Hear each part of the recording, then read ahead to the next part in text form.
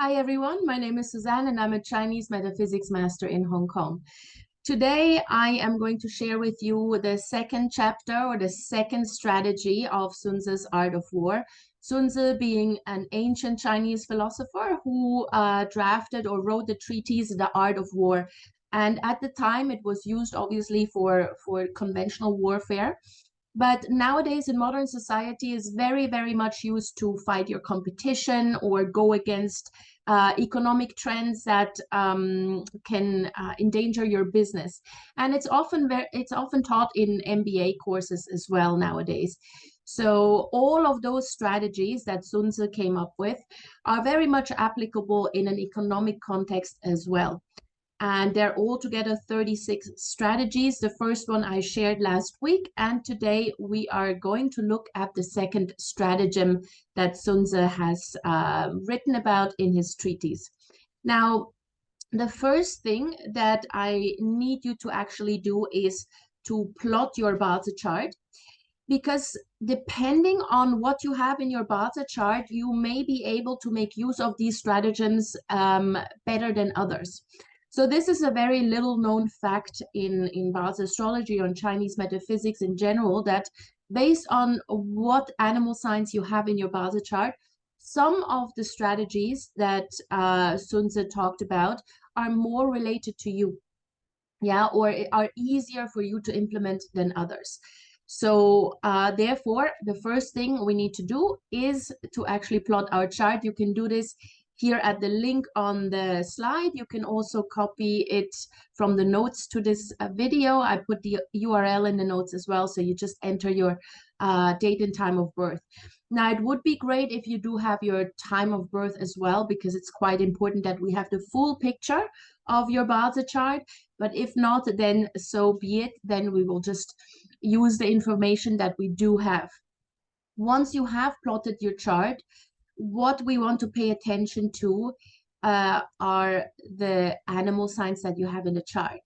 Yeah, so you always have one in the year, the month, the day, and the hour. So here there's a tiger in the year, there's a rooster in the month, there's a pig in the day, and there's a horse in the hour. So you want to take note of what animal signs you have in your chart. Sometimes one or two may repeat. Sometimes you have four totally different ones, like in this particular case. Some people in rare cases have all the same. Yeah, that's also possible. So don't get freaked out if you have double animal signs or whatever. It is totally normal. So just take note of what you have there. So this person here has tiger, rooster, pig, and the horse. And depending on those animal signs, then we can determine whether a particular strategy is quite easy for you to execute, or whether it's something you probably struggle with. And if that's the case, then maybe you should use a different strategy. All right, so let's have a look at stratagem number 2, which is called Besiege Wei to rescue Zhao. Now, what that actually means is to attack your enemy's weakness. Now, the people who have the most affinity with this particular strategy are all the ones who have the dragon and or the dog in the chart. So check whether you have a dragon or a dog, or maybe even both in your chart. Yeah, so 3 scenarios: either you have a dragon and no dog, or you have a dog and no dragon, or you have both of them in the chart. In either case, this is a stratagem that is very, very suitable for you, that is very easy for you to execute, and that you have greater affinity with, right?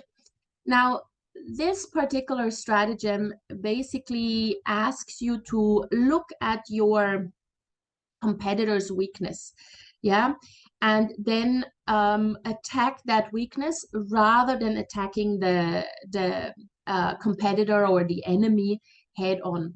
So obviously you can do that in economy, you can do that in a business context, you can even do that in a career context, and it happens all the time in a political context.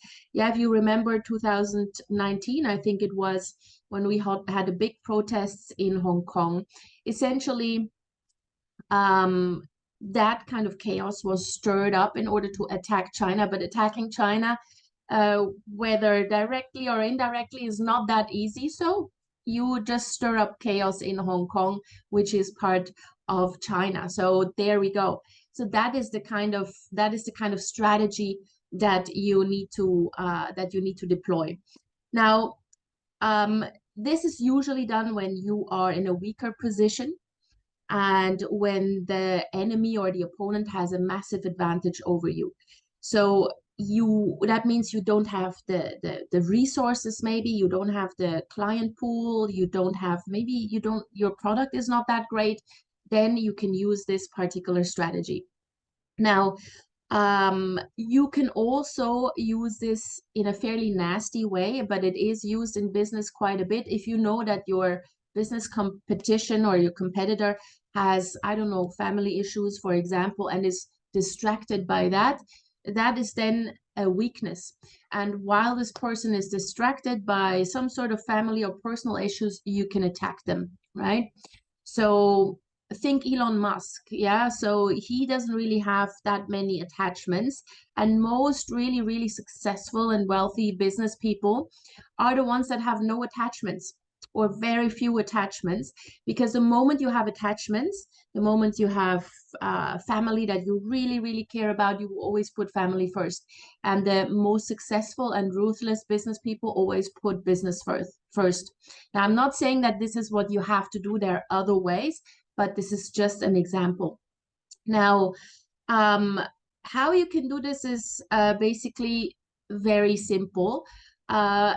Obviously, you will need to do some market research. Identify your competitors' weaknesses. Is there a market niche, or is there a market segment where the competitor is not present? Yeah, and then you enter that market segment first, or you enter that market segment and expand from there. Yeah, so sell your products and services where your competitor is not present or is underserving the market and is ignoring the market and the market needs, for example. Or maybe you can create a niche that is hard to replicate. You could also form an ally or an alliance with someone else to become stronger and then be able to attack your competition.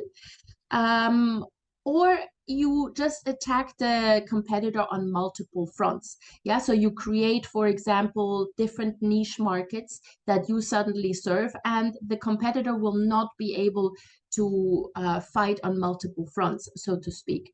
So really make sure that you first do proper market analysis and identify the weaknesses of your competitor. And again, could be in business, but it could also be in the career. Yeah, if you're climbing the corporate ladder and there's one person that stands in your way or that is always competing with you for the same position, then you can also obviously use this stratagem.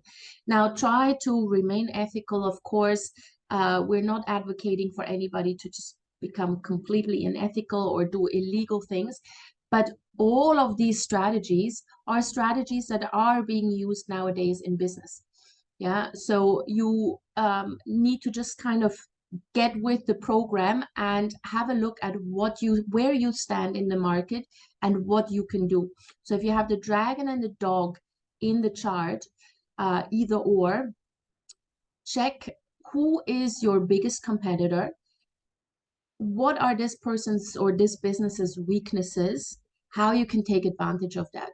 Yeah, just start with the niche market or the market segment that they're not serving.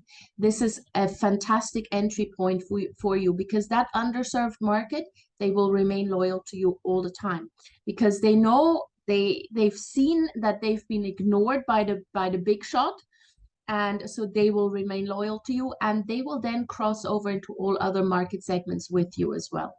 All right. So this is Stratagem 2, Besiege Wei to Rescue Zhao. And again, this is most suitable for those business owners who have dragon and or dog in their chart. Now, if you'd like to know more about this, or if you want to get in touch with me, just contact me directly. My email address is in the notes below. And yes, I hope you enjoyed it, and please share this video with anybody who may be interested and subscribe to my channel. See you soon.